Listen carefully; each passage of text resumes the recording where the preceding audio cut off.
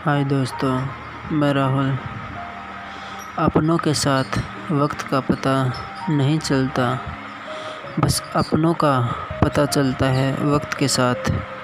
वक्त नहीं बदलता अपनों के साथ, बस अपने ही बदल जाते हैं वक्त के साथ।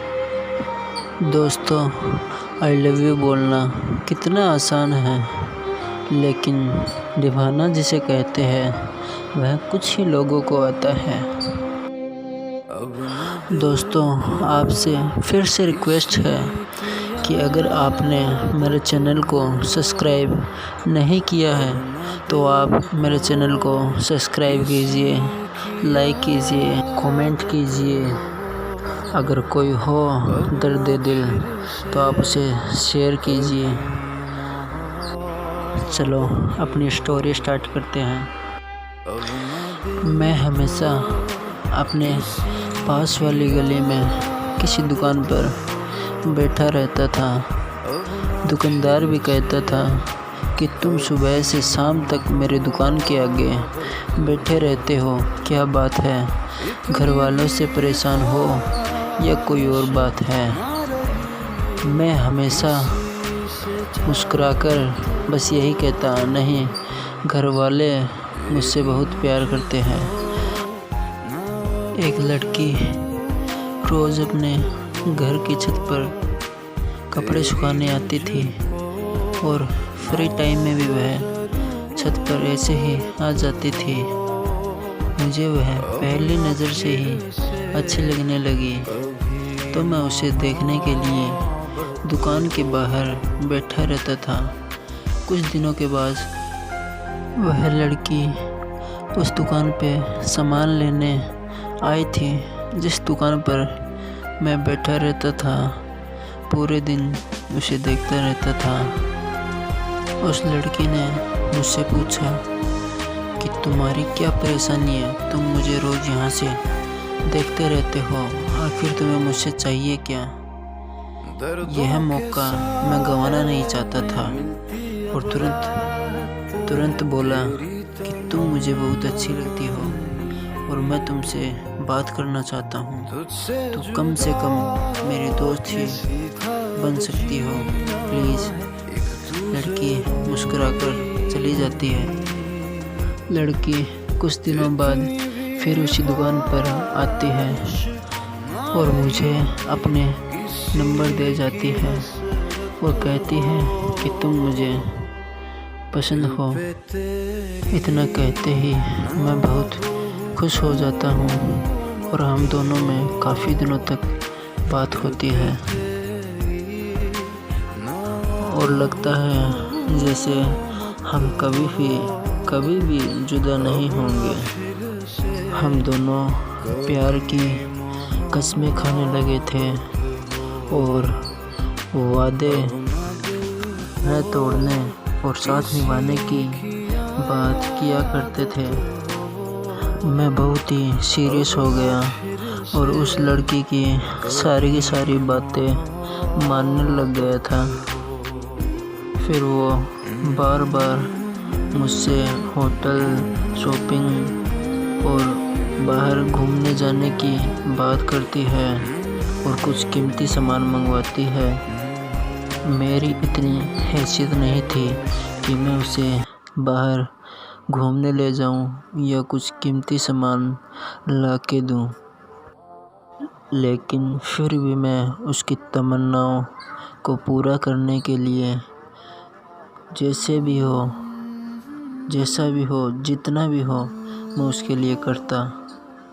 कुछ दिनों बाद वह लड़की मुझसे मिलना बंद कर देती है और मेरे मैसेज, मेरी कॉल्स का आंसर नहीं देती है। मैं अंदर से बिल्कुल टूट गया था, लेकिन फिर भी मैं यही सोचता था कि मैं उससे जितना प्यार करता हूँ वह भी मुझसे उतना ही प्यार करती है। मैं हमेशा उसी दुकान पर बैठा करता था जिस दुकान से मैं उसे रोज़ देखता था।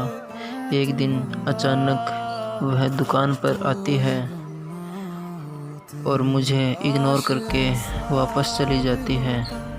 अगले दिन फिर दुकान पर आती है तो मैंने उससे रोककर पूछा कि क्या बात है, तुम मुझसे बात क्यों नहीं करती? तो लड़की कहती है कि मुझे अब तुमसे कोई मतलब नहीं है, मैं तुम्हें नहीं जानती। 2 दिन बाद क्या कर ली, तुम तो मेरे सपने ही लेने लगी। और हाँ, घर वालों ने मेरी शादी फिक्स कर दी है और मैं उसी से शादी करूँगी, क्योंकि वो मुझे शादी करके अमेरिका ले जाएगा और वो तुमसे सुंदर भी है और तुमसे हमेशा साथ, और मुझे लगता है कि मैं उसके साथ खुश रहूँगी। वो तुमसे ज़्यादा धनवान भी है। मैं भी उसके सामने ही घुटनों के बल बैठकर मेरे प्यार की भीख मांगने लगा, लेकिन वो नहीं मानी और मैं रोने लगा और अपने प्यार की भीख मांगता रहा। और मैंने कहा कि मैं तुम्हें हमेशा खुश रखूँगा, चाहे मेरी जान भी क्यों ना चली जाए, मैं तुम्हारी आंखों में आंसू भी नहीं आने दूँगा। वह लड़की मेरा प्यार ठुकरा कर वहाँ से चली जाती है। कुछ दिनों बाद लड़की की शादी हो जाती है।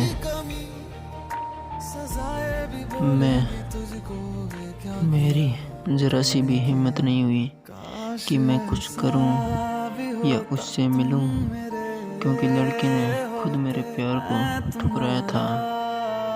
और मैं यही सोचकर खुश हो गया और सब कुछ भूल गया कि उसकी खुशी में ही मेरी खुशी है। मुझे यही सोचकर मैं बिल्कुल शांत हो गया।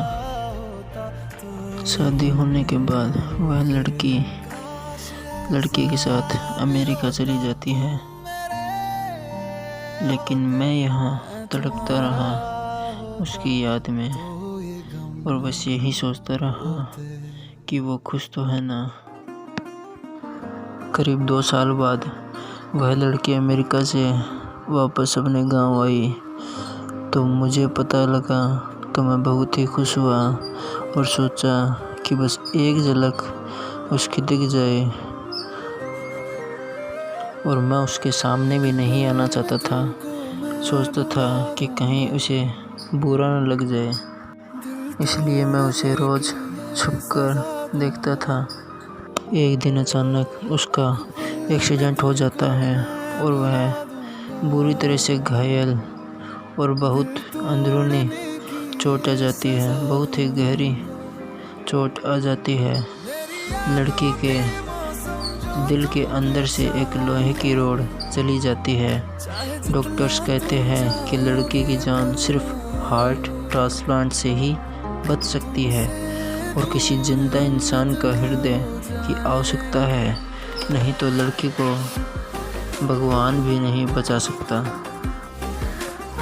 और जब मुझे ये बात पता चली तो मैं जल्दी उस हॉस्पिटल में गया जिस हॉस्पिटल में वह लड़की थी और डॉक्टर से मिला और कहा कि डॉक्टर साहब आप मेरा दिल ले लीजिए और इस लड़की की जान बचा लीजिए। डॉक्टर्स कहते हैं कि तुमने तो अभी दुनिया भी नहीं देखी है, तुम्हारी एज ही क्या है, हम ये नहीं कर सकते। लड़का रिक्वेस्ट करता है तो डॉक्टर्स भी मान लेते हैं और अपना काम शुरू कर देते हैं। और जब लड़की को होश आया तो लड़की डॉक्टर से पूछती है कि डॉक्टर साहब मेरा तो बहुत ही खतरनाक एक्सीडेंट हुआ था और मेरी जान कैसे बच गई। सभी डॉक्टर्स हंसकर मुस्कुराकर कहते हैं कि तुम बहुत ही खुशनसीब हो जो एक ऐसे लड़के से प्यार किया जो तुम्हारे लिए अपनी जान तक दे गया। आज जो दिल तुम्हारे अंदर धड़क रहा है वह किसी और का नहीं, वह उसी लड़के का है जिसको तुमने धोखा दिया था। इतना सुनते ही वह लड़की रोने लगती है और सोचती है कि मैं एक सच्चे प्यार करने वाले को नहीं पहचान सकी, और जिसका दिल मैंने तोड़ा, धोखा दिया, जिसका दिल मैंने ठुकराया, आज उसी का दिल मेरे सीने में धड़क रहा है।